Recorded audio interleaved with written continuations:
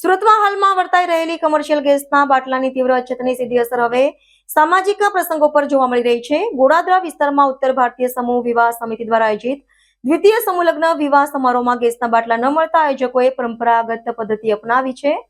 15,000થી વધુ લોકોને જમણવાર માટે આયોજકોએ દક્ષિણ ગુજરાતના ગામડાઓમાંથી ખાસ 2,000 કિલો લાકડા મંગાવ્યા છે અને મેદાનમાં લાકડાના ચૂલા ખડકી દેવામાં આવ્યા છે। સુરતમાં હાલમાં વર્તાઈ રહેલી કોમર્શિયલ ગેસના બાટલાની તીવ્ર અછતની સીધી અસર હવે સામાજિક પ્રસંગો પર જોવા મળી રહી છે। ગોડાદરા ખાતે યોજાનારા ભવ્ય પ્રસંગમાં 51 ગોલો લગ્નકંતીથી જોડાવા જઈ રહ્યા છે। સમિતિ અગાઉથી જ 15,000 મહેમાનો અને જાનૈયાઓ માટે આમંત્રણ પાઠવી દીધા હતા। જોકે છેલ્લી ઘડીએ કોમર્શિયલ ગેસના બાટલાનો પુરવઠો ન મળતા આયોજકો ચિંતામાં મુકાયા। મહેમાનોને જમાડ્યા વગર ન મોકલવાના સંકલ્પ સાથે સમિતિએ તાબડતોડ ગામડાનો સંપર્ક કરી લાકડાની વ્યવસ્થા કરી।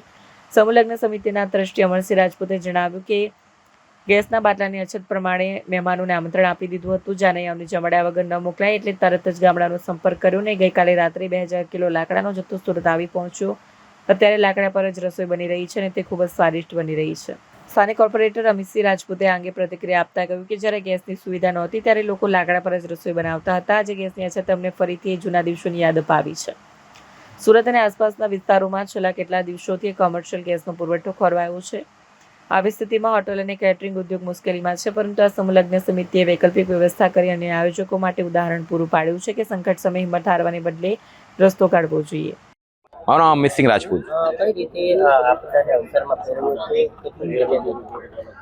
અહીં ઉત્તર ભારતીય સમૂહ વિવાહ સમિતિ દ્વારા 51 જોડાના આજે લગ્ન થવાના છે, જેને અનુરૂપ આજે જે બરાતીઓ ઘરાતીઓ છે 15,000થી વધુ લોકો જમણવાર કરવાના હતા।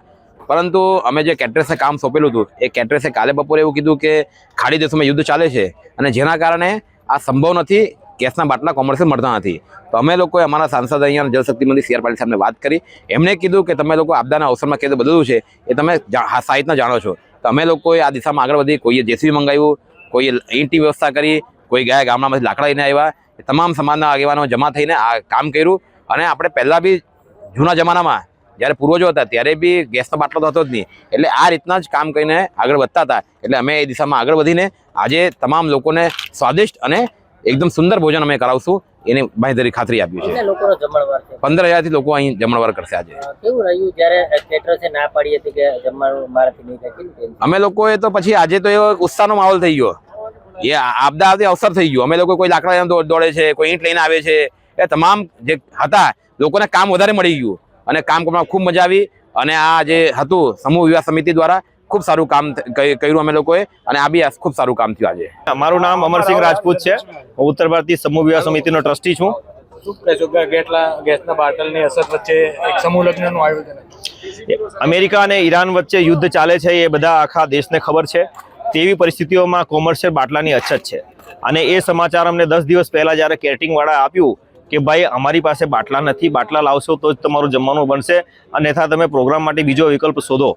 ત્યારે અમે આ સમાજની મિટિંગ બોલાવી અને સાંસદશ્રીનો સંપર્ક કર્યો તો અમને એ લોકો, સમાજના લોકો અને સાંસદે કીધું કે ભાઈ જૂના જમાનામાં આપણે લાકડા પર ખાના જમવાનું બનાવતા હતા અને તમે એના પર ફોકસ કરો। કેટરિંગવાળાને પણ અમે કીધું, રાતના જેસીબી બોલાવી ખાડો કર્યો, ચૂલો બનાવ્યો અને લાકડા મંગાવ્યા। 2,000 કિલો ગામડાથી લાકડા આવ્યા અને અત્યારે રાતથી છે ને અમારું જમવાનું બનાવવાની તૈયારી ચાલે છે અને અત્યારે લગભગ મોસ્ટ ઓફ તૈયારી પૂરી થઈ ગઈ છે। હાલ પૂરી ખાલી કાઢવાની બાકી છે, એટલે આ આપદાને અવસરમાં અમે પરિવર્તિત કર્યું છે।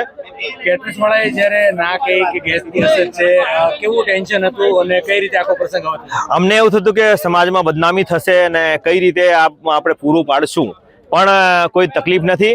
અત્યારે અમારે છે ને એવું કંઈ લાગતું નથી અને અત્યારે અમારું પ્રસંગ પૂરું થવાની આરે છે ને જેનું પણ પ્રસંગ હોય એ લોકો પણ આવી રીતે જ કરવું જોઈએ।